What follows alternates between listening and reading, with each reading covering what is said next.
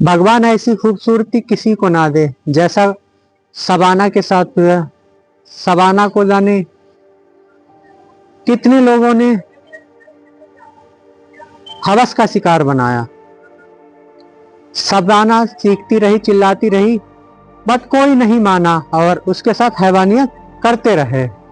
तो जब शबाना से बर्दाश्त नहीं हुआ तो शबाना ने कुछ ऐसा किया जिसको सुनने के बाद आप सभी हैरान रह जाओगे और पैरों तले जमीन खिसक जाएगी।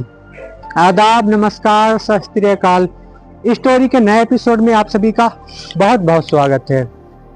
आज की जो सच्ची घटना है, ये सच्ची घटना एक ऐसी लड़की की है जिसकी खूबसूरती ने उसकी ही जान ले ली और उसके साथ घिनौना कृत्य होता रहा। और जो लोग थे जो घिनौना कृत्य कर रहे थे इसके साथ, वो थोड़ा सा भी रहम नहीं कर रहे थे। तो वीडियो में आगे बढ़ने से पहले आप लोग मेरे चैनल पर नए हो तो प्लीज़ चैनल को सब्सक्राइब और वीडियो को लाइक कर दो ताकि हमारा हौसला बढ़ सके, और वीडियो को ज़्यादा से ज़्यादा शेयर करो ताकि ये घटना लोगों तक पहुंच सके और लोगों को जागरूक कर सके।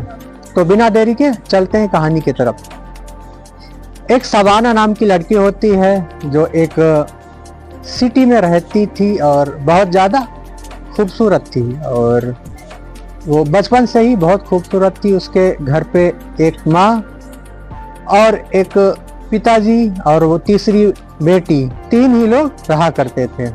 तो जो बेटी थी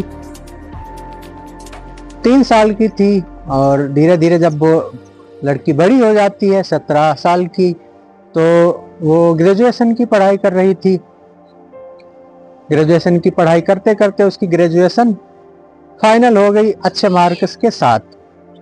तो उसके बाद पोस्ट ग्रेजुएशन में जब वो लड़की एडमिशन लेती है तो उसकी मुलाकात एक राहुल नाम के लड़के से होती है जो कि हिंदू था। तो जो लड़की थी राहुल से धीरे धीरे दोस्ती को बढ़ाने लग गई, और जब दोस्ती ज़्यादा बढ़ गई इन दोनों की तो इन दोनों को प्यार हो गया। अब जब प्यार हो गया तो इनकी जो आए दिन थी जो नज़दीकियाँ थी बढ़ने लगी। तो ये जो राहुल था रेशमा से बहुत प्यार करता था, और जो रेशमा थी वो भी राहुल से बहुत प्यार करती थी। तो जो राहुल था रेशमा को अपनी बातों में बहला फुसला के उसे दिल्ली शहर में लाता है और किसी कोटे पर उसको बेच देता है 2.5 लाख रुपए में। तो जो शबाना थी वो अपने आप को जो बेहोशी की हालत में कोठे पे पाती है और उस कोठे में फंसी की फंसी रह जाती है। और वो जब उठती है नींद से तो उसको बहुत रोना आता है, बहुत देर तक रोती रहती है।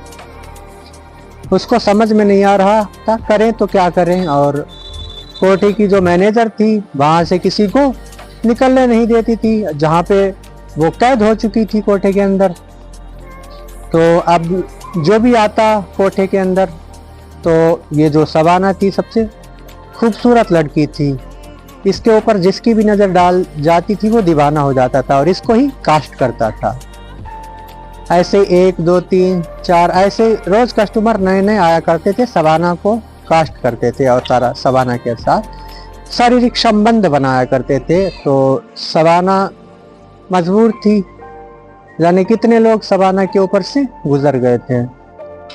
अब शबाना की आदत पड़ चुकी थी इन सभी लोगों की। जो शबाना थी बहुत ज़्यादा मजबूर थी। तभी एक कस्टमर होता है वहाँ पे जो हर बार आया करता था शबाना से मिलने, और शबाना के साथ कुछ भी नहीं किया करता था, सिर्फ बातचीत ही किया करता था उससे।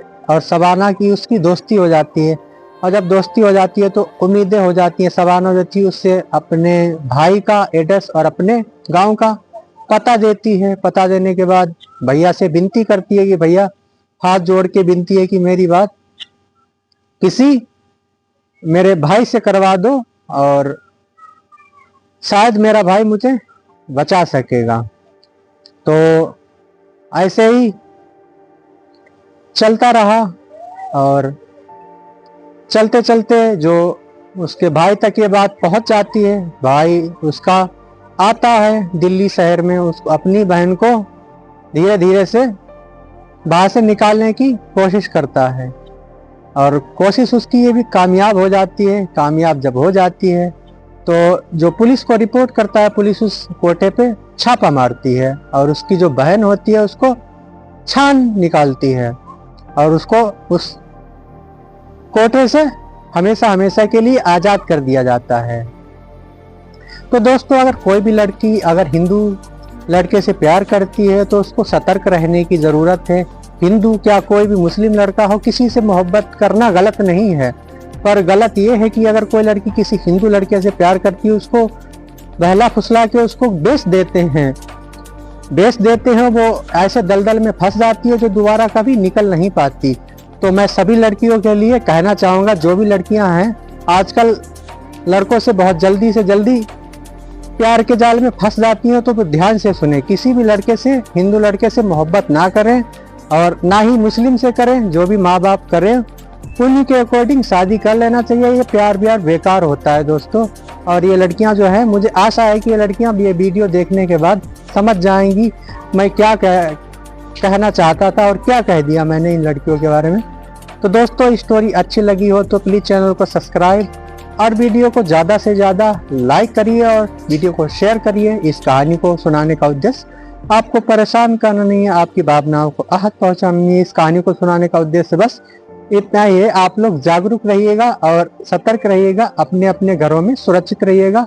स्टोरी को ज़्यादा से ज़्यादा शेयर करो ताकि लोग जागरूक हो सकें और हमारे समाज में जो क्राइम बढ़ रहा है उसको ख़त्म किया जा सके।